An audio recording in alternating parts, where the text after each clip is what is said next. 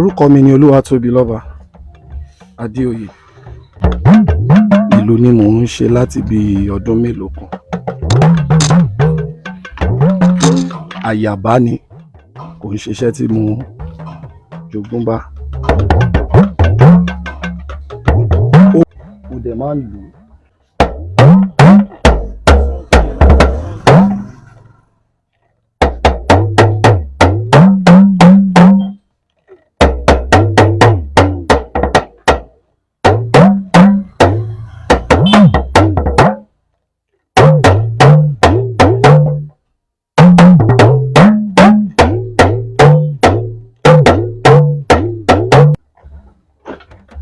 Fún àwọn eléré. Mo dẹ̀ máa ń ṣe, mo máa ń tà á, mo máa ń ràn lọ ìlú òkun. Oríṣiríṣi àwọ̀ la fi ń ṣe ìlù. Àwọn àwọ̀ bíi àwọ̀ ewúrẹ́, ọlẹ̀ ọmọ náà màálù. Ṣùgbọ́n èyí tèmi ń lò gangan àwọ̀ ewúrẹ́ ni. A fi àwọ̀ ọlẹ̀ yẹn a fi ń ṣe gangan. A fi ń ṣe ìyáàlù, a fi ń ṣe sákárà. Oríṣiríṣi là ń fi àwọ̀ ṣe. Ṣùgbọ́n a máa ń lo àwọ̀ ọ̀gàlà fún bàtà, omele bàtà. Irú yìí tí mò ń lò lọ́wọ́ ìyàwó ọlẹ̀ ni. Òun ni mo fi ń ṣe àpàlà. Èyí tí mò ń ṣe ní àpàlà. Àwọ̀ ọlẹ̀ yẹn ni mò ń lò yìí. Òun la fi ń ká ojúlù yìí. Ó máa ń le láti rí, kò wọ́pọ̀ bí àwọ̀ ewúrẹ́. Finishing ẹ̀ ní ìparí ẹ̀rẹ́ o. Orúkọ tá a fẹ́ gbélé lórí aka mi ni. Tó fi ń pè mí. China ni. Sabrina. You are doing well. Òun ṣe dáadáa ló ń jẹ́ bẹ́ẹ̀. Sóhun ni. Iṣẹ́ dí ọmọ aláṣẹ jẹ. Òwò dí ọmọ aláṣẹ là. Tá bá ti sá, a wá gbẹ. Tó bá ti gbẹ, a fà. Tá bá wá fà, a wá ró. Tá bá ti wá ró, a wá kọlẹ̀. Bí àpẹẹrẹ, òun rèé. Bá a ṣe sọ yìí. Ó ti fún wa ní nǹkan tó fẹ́, ká dẹ̀ gbé sápá ká lù ú. Ìlù tán fi ọwọ́ lù àti tán fọ̀pá lù, ṣé yàtọ̀ wà nínú tó máa mú jáde? Ìyàtọ̀ wà ń bẹ. Ọwọ́ kò sí ohun tó fẹ́ fún ẹ. Ṣùgbọ́n ọ̀pá bó mú kọ̀ǹgọ́ọ̀lù dání, á fún ẹ ní ohun tó fẹ́. Á ṣe ohun tó fẹ́ fún ẹ. Ẹ kọ́kọ́ fọwọ́ lù náà, kẹ́ tún fọ̀pá lù.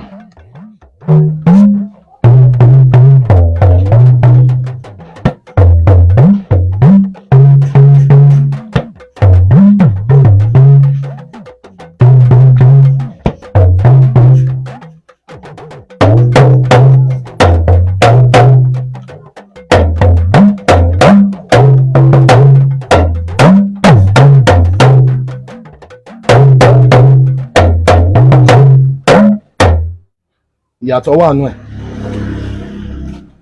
Ìyàtọ̀ wà nù ẹ̀ gedegbe. Ọwọ́ ò ṣe é lù pẹ́, ọ̀pá ṣe é lù pẹ́. Báwo lẹ̀yin ṣe bẹ̀rẹ̀? Ta ló kọ́ yín? Bó lẹ ti kọ́? Mo bẹ̀rẹ̀ láti inú yàrá kan nínú ilé mi. Kí ló sún yín sí? Ó wù mí ni láti inú ọkàn mi. Mo dẹ̀ bẹ̀rẹ̀ láti ìjọ mi, which is church tí mò ń lọ. Gospel Apostolic Church ní Adigbe. Ìgbà tá tiẹ̀ máa wọ̀ ń gbà yẹn gan-an, kò ń ṣe gángan la fi bẹ̀rẹ̀. Látara drum set. Bí kálù láti school, primary school. Ó dẹ̀ dòun. Orí ọ̀fẹ́ Ọlọ́run ṣá, mi ì nága ẹ̀. Mi ì nága ẹ̀. Mo jí wò ni. Mo jí wò ni. Tọ́lọ́run bá náwó sí nǹkan tó fẹ́ fi ṣe. á yọrí sí rere. Mo jíwo nífa mi ìnọ́gà mi ìnọ́mọ mo ti nọ́mọṣẹ́ mi ìnọ́gà orí ọ̀fẹ́ lọ́ọ̀lọ́ọ̀ lójú rí bẹ́ẹ̀ mo jíwo ni gbogbo nǹkan tí mò ń dọ́gbọ́n láti ilẹ̀ mi mò ń jíwo ni. So látara nulẹ̀ tá a ti bẹ̀rẹ̀ àṣẹ níwájú compound àṣegbá ṣe kò tẹ́ ẹ tí ń sin tó ń jẹ́ stamp láyé ìgbà yẹn àmì ìdánimọ̀ yìí kò tí ì sí. Àṣà ṣe mo ń ṣiṣẹ́ lu mo ń ṣe lu lọ́dún wo lọ́jọ́ wo nígbà wo ló kọ́ tọ̀ ọlọ́run lójú rí bẹ́ẹ̀ ó dẹ̀ dùn onílù agboolé onílù yàrá kan ló dàjì tọ̀nà wò orí ọ̀fẹ́ ọlọ́run ní ṣá bọ̀ mi nírú ẹ̀ bọ̀tọ́ ọlọ́run bá lóhùn dé sí nǹkan tóun fẹ́ fi kún ohun rẹ o. Sabrina, you are doing well. That's what they call ní China. Kò sí country tí mi lè order lọ fún. Sílùú àwọn bàbá sàn ní bá ń wò ní sí òbí tán fẹ́ ṣèlú tó ṣe kí ni ẹ lè ṣe. Àlùbáríkà ni màá ṣe. But online tó bá fẹ́ ṣiṣẹ́ ìlú wọ́n ní láti máa bọ̀lú. À ń bọ̀lú o. Ṣàwòrò ni wọ́n ń bọ̀. Wọ́n ń bọ̀ láti ìṣẹ̀báyé láti ilẹ̀ wọ́n ń bọ̀. Ṣẹ́yìn náà wá ń bọ̀lú. Mo ń bọ̀. Ẹ̀ ń ṣoògùn nìyẹn o. Mi ì ṣoògùn. Bàbá wa tí ń bẹ lọ́run fún wa lóúnjẹ ọjọ́ wa lónìí dárí ẹ̀ṣẹ̀ wa jì wá bí a ti ń dárí jẹ àwọn tó ṣẹ̀ wá bọ́n ṣe ń ṣe láyé náà ló ń ṣe ń bẹ̀ tó ń tọ́ tá a bá bá lálé ayé a gbọ́dọ̀ bá wọn ṣe. Téèyàn bá kọ́ṣẹ́ bọ́n yẹn ń ṣèlú ṣó tún lè mọ̀ lùlù. Bẹ́ẹ̀ni. Ṣé gbogbo ẹni tó ń ṣèlú ló ń lùlù gbogbo wọn ni. Gbogbo wọn kọ́ bọ̀ kò wọ́pọ̀. Pé kéèyàn máa ṣèlú kó má lù. Àyè ibi táyé bá yí sí ká bá wọn yí sí. Irú àwọn odò yìí wọ́n pé oríṣiríṣi. Odò gbígbẹ́ lélẹ̀. Odò gbígbẹ́ lélẹ̀. Odò ìbílẹ̀ gọ́gọ́ wà tó yẹ pé àfọwọ́gbẹ́. Máṣíìnì ló gbẹ́ eléyìí tá à ń lò yìí.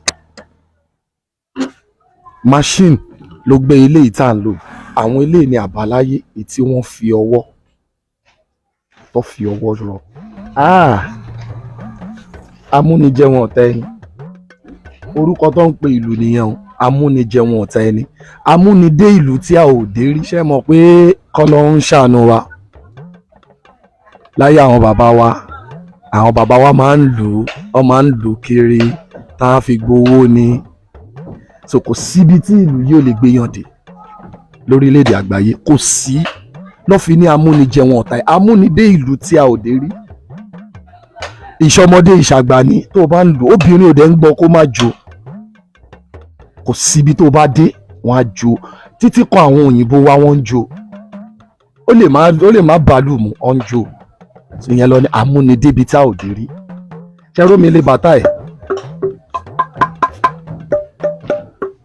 Ojú mẹ́ta làgbọ́n ní kò sí tó fi ríran èyí tó tún máa fi ríran náà ọmọ aráyé náà wọ́n tún fi gígùn ni ṣẹ́rójúlù mẹ́ta omele bàtà ló ń pè é sòun ló máa fún oníkálukú ló níṣẹ́ tó ń ṣe ṣe rí pé tóǹtẹ̀ lè fún mi kọ́ lè fún mi ó yàtọ̀tọ̀ síra wọn lẹ́yìn náà awo ewúrẹ́ rèé ẹ pé orúkọ yẹn ò rí ipò padà China yẹn náà ni ìyẹn la máa fi ṣògo àwọ̀ ewúrẹ́ lélẹ̀ ìgalà lélẹ̀ àwọ̀ ọ̀lẹ̀ lélẹ̀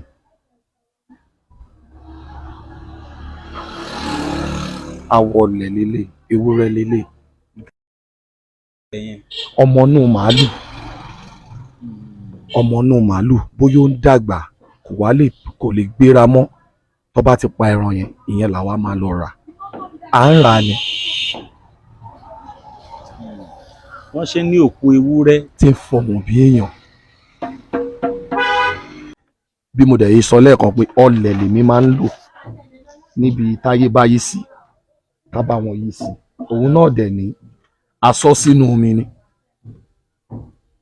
ẹ rí i pé eléyìí tutù ó yàtọ̀ sí eléyìí aṣọ eléyìí sómi ni tàbá ti sọ sómi à ń nà tá bá ti nà àkóso jùlù tá bá ti ṣe ta kọ́pẹ́ àgbè sórí inú òrùn àgbẹ̀ àáfà àásó àdòhùn ó dọbẹ̀ nìyẹn. Okùn iná la fi ń rán ṣẹ̀rí dáadáa, òun la fi ń rán ìlù, òun la fi ń rán ìlù tó ń gbé ìlù dúró. Ọgán ni wọ́n máa ń pè é, ọgán ni wọ́n ń pè eléyìí. Èyí ni ọ̀ṣán já ọrùn dọ̀pá. Eléyìí ni wọ́n ń pè ní ẹ̀gí ìlù títí ẹ̀ ìyẹn ló ń jẹ́ káwọn kó padà bọ̀ sípò. Irú bẹ́lẹ̀ ṣe wà á ti tú kalẹ̀, gbogbo ohun tá a tú náà ló padà sínú ẹ̀. Ohun tá a fẹ́ yọ ni ohun tó já ìlù tó fàya nú ẹ̀, so náà la máa fi ṣe padà ló fi dòun. Ẹ máa ń ṣe tà ní àbáwọn èèyàn máa ń dìídì bẹ̀yìn? À ń ṣe tà, à ń ṣe lọ́lù ọba, wọ́n wá ń rẹ̀ǹtì ẹ̀, wọ́n wá ń gbà lólówó, à ń ṣe tuntun ẹ̀. Àwọn tó ń wò wá lóyìnbó báyìí bóyá wọ́n fẹ́ ọ́dà lù ẹ lè ṣe fún wọn. Lágbára Ọlọ́run. Eléyìí ni ọ̀ṣán tí mo sọ lẹ́ẹ̀kan lára àlù, òun rèé.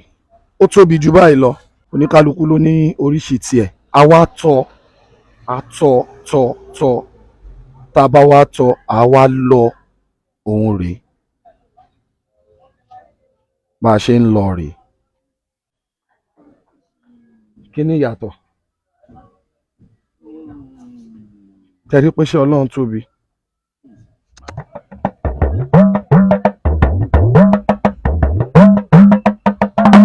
Ẹ tẹ̀lé wọn.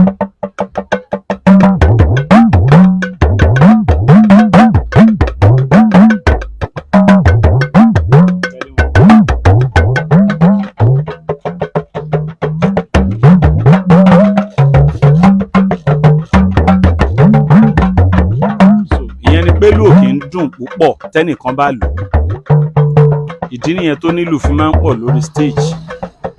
Ó yẹ dàlù jóbólẹ̀ báyìí, ẹ láàdù ẹ̀, ẹ dàdù ẹ̀.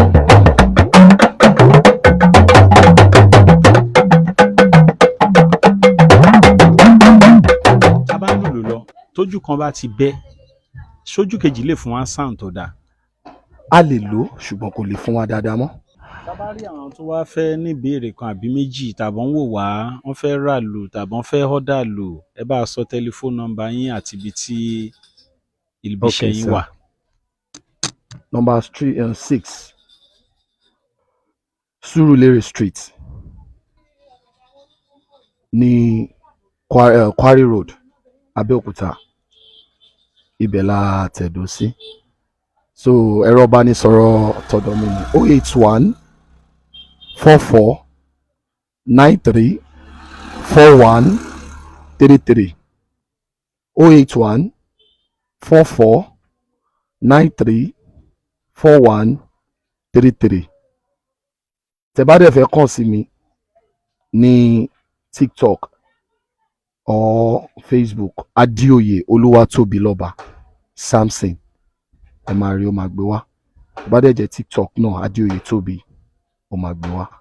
Aula bitter tea, ẹkùn akíkanjú tí ń wọ̀yá ìjà pẹ̀lú àwọn àìsàn bíi kíndìnrín, èyí tó ní stone nínú, kidney stone, yóò mẹ́ẹ̀tì rẹ̀ tẹ́ẹ̀sì yámọ́ ìgbẹ́ dànù. Òun kan náà sì tún ní o, ló ń ṣiṣẹ́ fún liver, àìsàn jẹ̀dọ̀jẹ̀dọ̀, a tún máa ṣiṣẹ́ fún heart, ìyẹn ìṣòro àìlèmí sókè sódò dáadáa. Aula bitter tea tó tún ṣiṣẹ́ fún ìfúnpá gíga, high blood pressure. Bákan náà, gbogbo ẹ̀yin tẹ́ bá ní ìṣòro ìsétọ̀ tá a mọ̀ sí prostate cancer, gbogbo àwọn àìsàn tá a là kalẹ̀ yìí pátápátá ni yóò wo gbogbo ẹ̀sán. Ìṣòro ara ríro ń kọ́, egbògi Aula bitter tea ní kẹ́ ẹ gbẹlura o. Gbogbo ẹ̀yin tẹ́ wà ní Manchester láti rí egbògi Aula bitter tea rà, ẹ kàn sí wọn ní number 45 Middleton Garden, Manchester, M24 1AB, tàbí kẹ́ ẹ pè sórí àwọn nọ́mbà tó wà lójú ìwòran yín yìí àti Nigerians number yìí pẹ̀lú 0803 319 4355 tàbí 0802 626